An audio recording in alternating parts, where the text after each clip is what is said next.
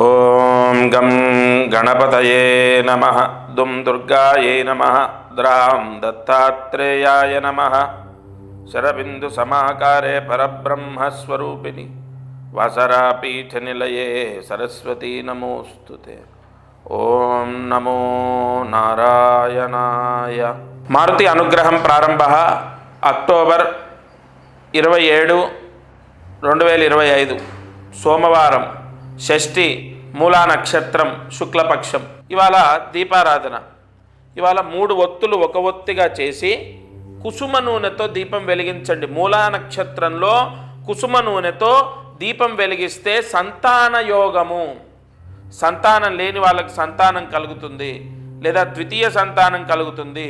3 ఒత్తులు ఒక ఒత్తిగా చేసి సూర్యాస్తమయంలోపు కుసుమ నూనెతో మీ ఇంట్లో పూజా మందిరంలో కులదైవం ఎదురుగా, ఈ పాయింట్ గుర్తుపెట్టుకోండి, మీ కులదైవం ఎదురుగా ఈ దీపం వెలగాలి. ఆ దీపపు కాంతి మీ కులదైవము యొక్క ప్రతిమ పైన పడాలి. అంటే ఆ పటము ఉంటుంది కదా, దానిపైన ఆ దీపపు కాంతి పడాలి. ఈ దీపారాధన చేసుకోండి. ఏదైనా దోషాలున్నా, వంశదోషాలున్నా, పితృదోషాలున్నా, ఏదైనా కులదైవ సంబంధితమైన దోషాలున్నా పోయి సంతాన ప్రాప్తి సిద్ధిస్తుంది. ఇక అదృష్టమైశ్వర్యం. అనేక సమస్యల ద్వారా ఇబ్బంది పడుతూ ఉంటారు. ఆ సమస్యలన్నీ గ్రహదోషం ద్వారానే వస్తున్నాయి అనుకుంటాం మనం.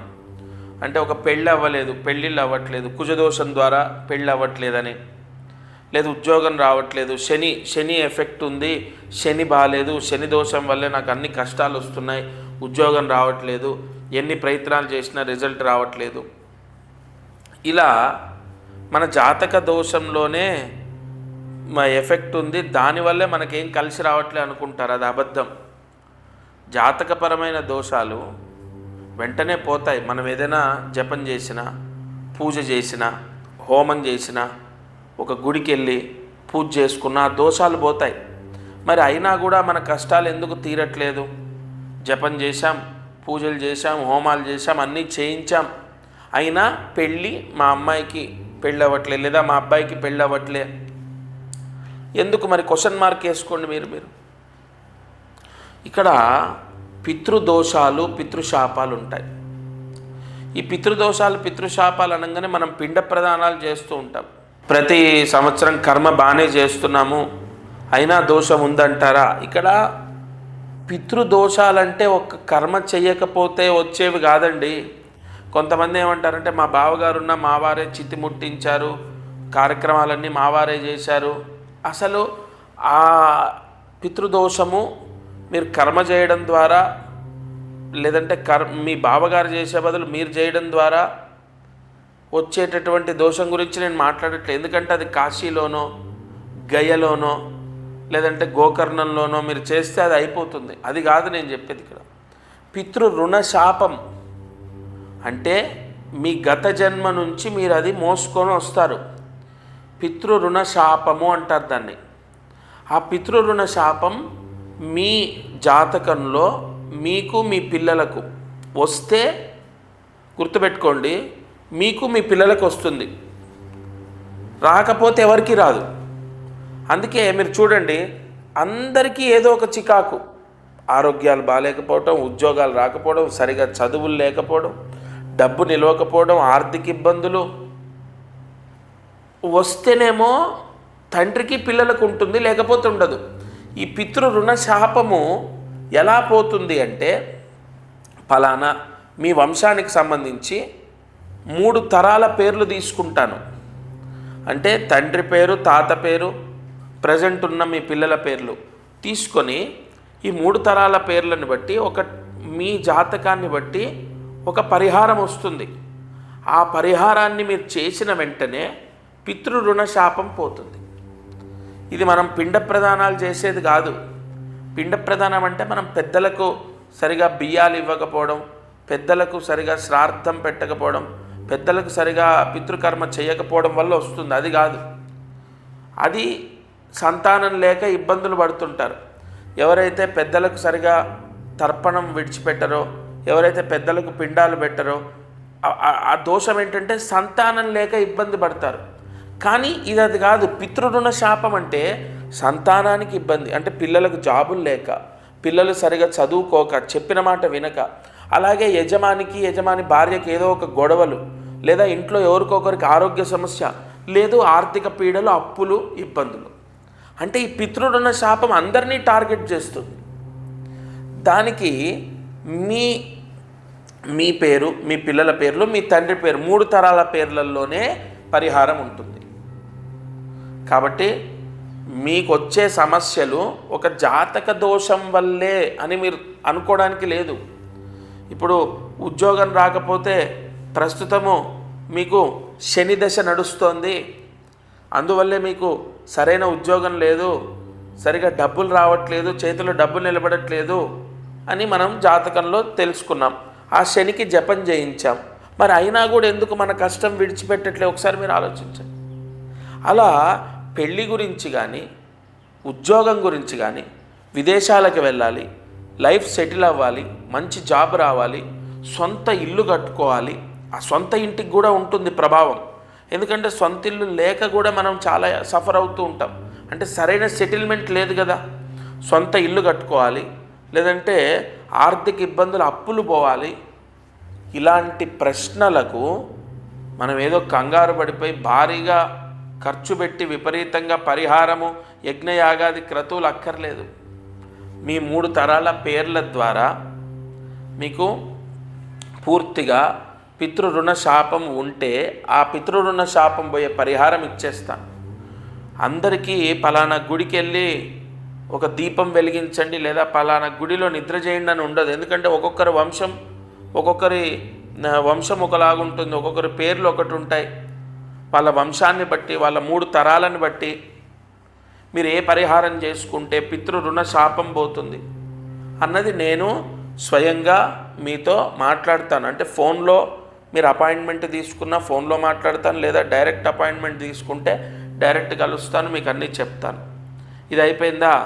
అసలు ఈ పితృరుణ శాపం పోయిన తర్వాత ఎంత బాగా కలిసి వస్తుందంటే, అంటే నేను లైవ్లో ఖచ్చితంగా స్వామి అనుగ్రహంతో నేను ఎంతోమంది కుటుంబాలను చూస్తున్నాను. ఇవాళ పితృరుణ శాపం పోతే మీ జీవితం, మీ పిల్లల జీవితం చాలా ఆనందంగా ఉంటుంది. ఒక సెక్యూర్ జాబు, చాలా పెద్ద పోస్టు, గవర్నమెంట్ జాబులో ఉన్న వ్యక్తి ఇవాళ అధోగతి పొంది ఎంతో ఇబ్బందులు అనుభవిస్తున్నాడు. అది చెక్ చేస్తే అంటే ఆయన పాపం మంచి పరిచయాలు ఉంటాయి, పెద్ద పోస్టు కదా, ఎంతోమంది జ్యోతిష్కుల దగ్గరికి వెళ్ళారు. జాతకపరంగా శని దోషం, కుజ దోషం, రాహు బాలేదు, అది ఇదని పూజలు చేస్తున్నారు, కానీ రిజల్ట్ లేదు. సరే ఎవరో చెప్పారు, ఈయన సిద్ధాంత్ గారు ఇలా టీవీలో వస్తారు, మీరు వెళ్ళండి, కన్ఫామ్ పితృరుణ శాపం, ఇగో పలానా మీ అమ్మాయికి డివోర్స్ అయిందా? ఆయన షాక్ అయ్యారు, అక్కడ ఆశ్చర్యపోయారు. ఎస్ అవునండి, డైవర్స్ అయింది, తను ఇప్పుడు యుఎస్లో ఉంటున్నారు, ఇంకొక మ్యారేజ్ చేయాలి. సరే అమ్మాయి తర్వాత చూద్దాం, మీకు మాత్రం పితృరుణ శాపం ఉంది, అందుకే అమ్మాయికి డివోర్స్ అయింది.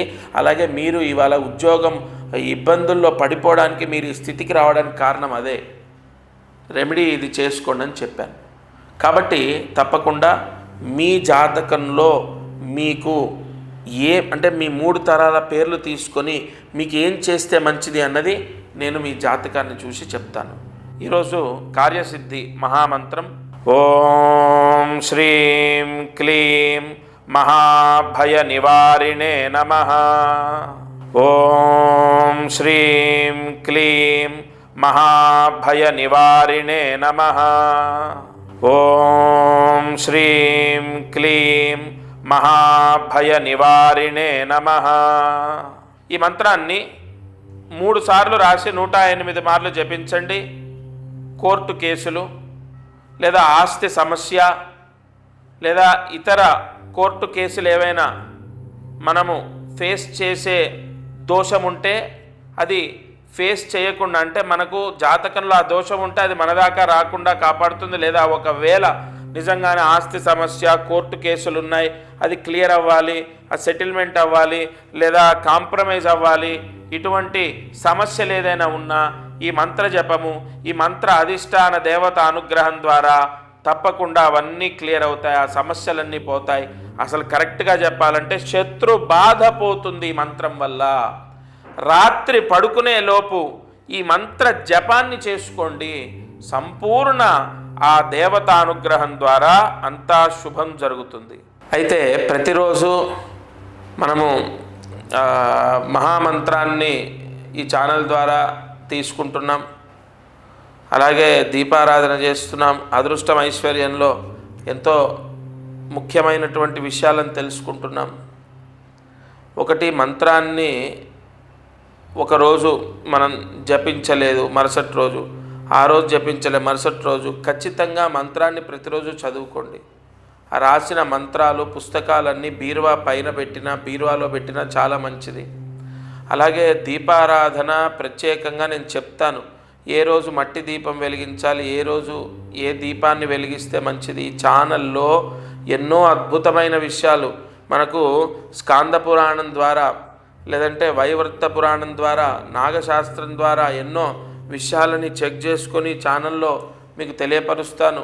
ప్రతిరోజు మీ నక్షత్రానికి సంబంధించి కానీ, మీ రాశికి సంబంధించి కానీ, లేదా మీ జాతకానికి సంబంధించింది కానీ ఏదో ఒక పరిహారం తప్పకుండా మీకు మ్యాచ్ అవుతుంది. ఎప్పుడైనా గుర్తుపెట్టుకోండి, 10, 20 లేదా 30 లేదా 40 ఏదో ఒక రోజు మీ కర్మదోషం మిమ్మల్ని విడిచిపెడుతుంది.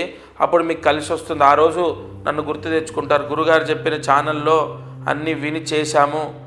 కొంతమందికి 10 రోజుల్లో బాగైందండి, కొంతమందికి 20 రోజులు, కొంతమందికి 30, కొంతమందికి నెల, 2 నెలలు. అంటే మీ గత జన్మ కర్మదోషం ఎంత మీరు మోసుకొచ్చారో అదంతా పోవాలి కదా. ఇప్పుడు నేను బరువుగా ఉన్నాను, నన్ను డాక్టర్ బరువు తగ్గమన్నారు. నేను నెలకి ఇన్ని కిలోలు తగ్గితే ఎన్ని నెలల్లో ఆయన చెప్పిన బరువుకు వస్తాను అర్థం చేసుకోండి. అలా తప్పకుండా ఈ ఛానల్ ద్వారా నేను చెప్పేది ఏదో ఒక రోజు మిమ్మల్ని కాపాడుతుంది, అది మాత్రం కన్ఫర్మ్. ఇది వాల్టి మారుతి అనుగ్రహం కార్యక్రమం. దత్తార్పణమస్తు.